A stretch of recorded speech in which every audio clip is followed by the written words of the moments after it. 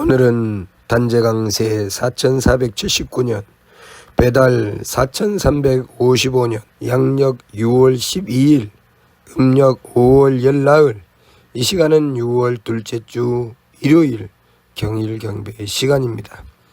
이번 주에 한백음께서 주신 말씀은 계만선 문만덕입니다. 계만선 문만덕은 우리 삼일신고 천궁운에 천궁이 이루어져 있는 모습을 말씀하실 때 천신국 유천궁 계만선 문만덕 이렇게 말씀하셨습니다. 하늘은 하느님의 나라요, 그곳에는 천궁이 있는데 온갖 착함의 계단과 덕의 문으로 이루어져 있다. 착함의 계단과 덕의 문은 우리가 어떻게 나가게 되는가? 우리가 착함의 계단을 오르게 되면 하느님께서 덕의 문을 열어주십니다. 그러니 우리가 착함의 계단을 오르는 것이 중요한 것이죠. 착함의 계단을 오르는 것은 그야말로 계단이라고 말씀하신 것처럼 힘쓰고 정성 들여 오르는 것입니다. 그러면 덕의 문, 하느님께서는 덕의 문, 새로운 세계를 열어주시는 것이죠.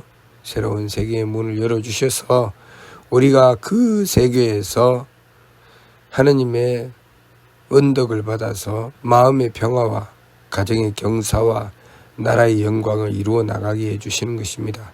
다시 말해서 우리가 덕의 문을 열고 들어갈 때는 우리의 삶이 복된 삶이 되는 것이죠. 우리가 이 세상에서 이루어야 할 일은 하느님께서 베풀어 주신 성명정에 하느님의 씨하신 착함과 맑음과 후함을 채워나가는 것이라고 하셨습니다.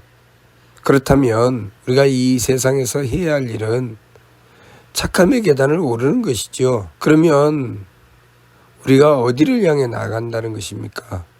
바로 천궁을 향해 나간다는 것입니다. 우리가 이 세상의 삶을 통해서 우리는 끊임없이 천궁을 향해 나아갑니다. 우리가 천궁을 향해 나아갈 때 그 결과로 우리는 하느님을 만나 뵙게 되지요. 그래서 이 세상의 삶을 통해서 우리는 점점 밝은 이가 되어 갑니다. 이 세상의 삶을 통해 우리가 성품을 온전히 가꾸어서 참된 성품을 이루고, 목숨을 온전히 가꾸어 참된 목숨을 이루고, 정기를 온전히 가꾸어 참된 정기를 이루게 되면 무선악 상철통이 되고 무청탁 충철지가 되고 무후박 하철보가 됩니다.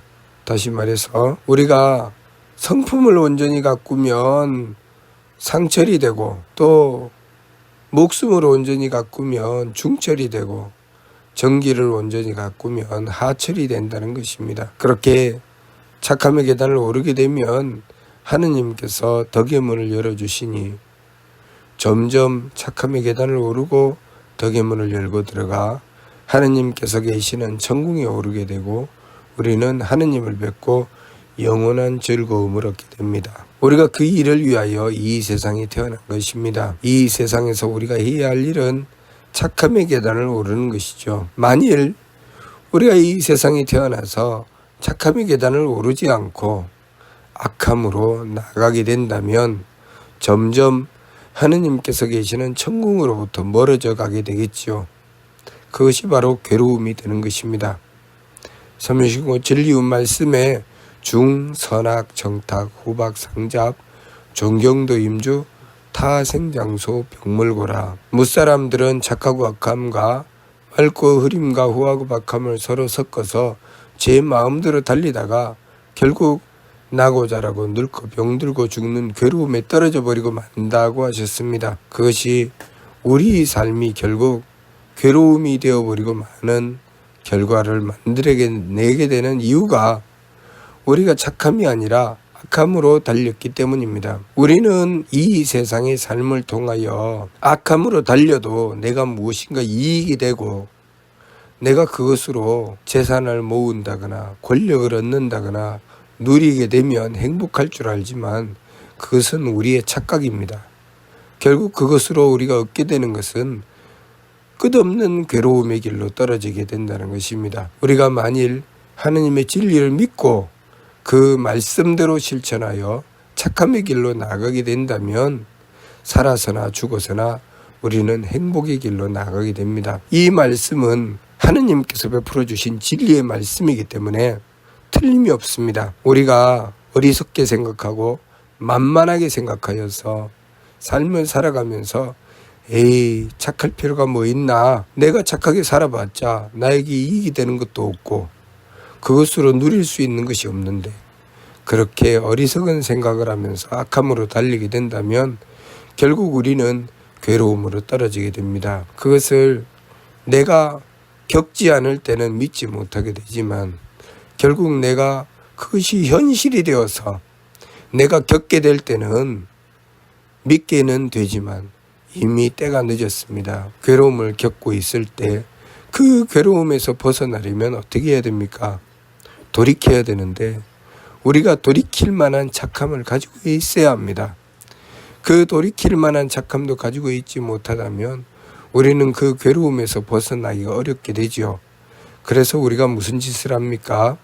괴로움에 떨어지면 남을 원망하고 하늘을 원망하고 결국 절망에 빠져서 더 이상 헤어나오지를 못합니다.